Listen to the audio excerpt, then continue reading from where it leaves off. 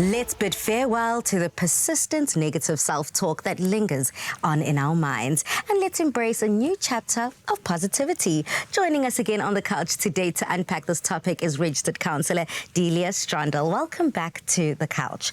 Now, I hate to admit it, I'm no stranger to negative self-talk, but for some of our viewers out there who might not know how to identify what negative self-talk is, can you define it for us? I think everybody has negative self-talk, so don't feel bad there. But negative self-talk is a persistent, and that's really key, persistent, pessimistic, negative talk that runs through multiple layers in our lives and is often defined with lots of alwayses and nevers, and it's negative, downright negative. So it seems as if there needs to be that common thread of just ultimate. It's always the ultimate, the most extreme version, the nevers, the alwayses. Having such a negative self-talk within your brain, what does that do for your well-being and your mental health? The thing that's going to suffer the most is one's self-esteem, self-worth. That is going to take an ultimate nosedive, and with that will come the inability to see the good. So we won't seize opportunities, whether it's work or personal life. We might distance ourselves from healthy relationships. So anything that would negatively impact our overall well-being. And what are some of those examples, practical examples of what negative self-talk would look like? I'm fat, as opposed to this outfit doesn't complement my shape. I can never have that relationship, job, insert thing here. Those are those persistent negative things that come through. I wanted some of those examples just so someone at home can be like, oh, I speak to myself like that. What are some of those telltale signs that maybe yourself as an individual, you can say, hey, I've been saying this a lot to myself. That's negative self-talk. Or a family member or a friend to be able to identify that maybe you don't have a healthy self-talk. So one of the easiest ways to start identifying how you talk to yourself is through journaling. So start writing down anything that comes to mind. Try to do it on a daily basis.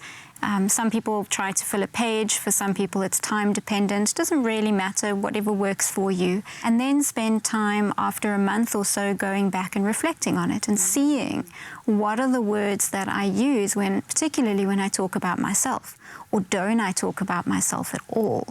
And I completely ignore myself in all my writings and my thoughts. That's also a very interesting aspect or angle of it. If you see yourself in the room, if you recognize yourself, if you acknowledge yourself, and you speak about yourself, what then can be some of those consequences, in your professional opinion, of having negative self-talk?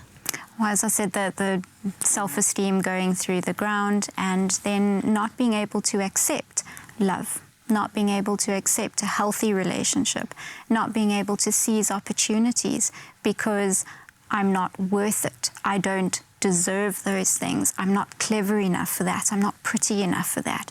Any of those things will just immediately cut off any and all opportunities for a happier and healthier and more fulfilled life. While that is one thing that we're saying out in 2024, we are taking out negative self-talk, and we want to implement and put in positivity, light, love. So what are some of those practices and techniques that people can go through and experience to be able to change that self-talk? So if you do start with the journaling and you look back and you see the talk that you're using, if you can identify a theme, so something that you generally pick on about yourself, if you can take one of those things and just start to reframe it in a more positive way. So if you are, I'm not clever enough for such and such, then maybe we can start changing that language to, I don't have enough knowledge about something. The subject. Because that immediately gives me something that I can do about it. I can get knowledge, right? But if I'm not clever, it's a closing off statement and something I can't do anything about it. So as long as I can go back and reflect on what I have written and start to change those words that I use. And sometimes it's even a matter of changing our body. So if changing my thought process is too hard, maybe I can start changing the way that I feed my body. Maybe I can start changing the way that I dress. Activities, working Activities, absolutely. So little things, they seem little, but they're actually huge. They have a huge impact that make us start to redefine how we describe ourselves and how we start interacting with our bodies and ourselves. Beautiful. Thank you so much for having this conversation with us, because that is something that I do encourage every South African to practice, positive self-talk. So stop talking negatively to yourself. You are unique, you are beautiful, and you are talented. Always remember that.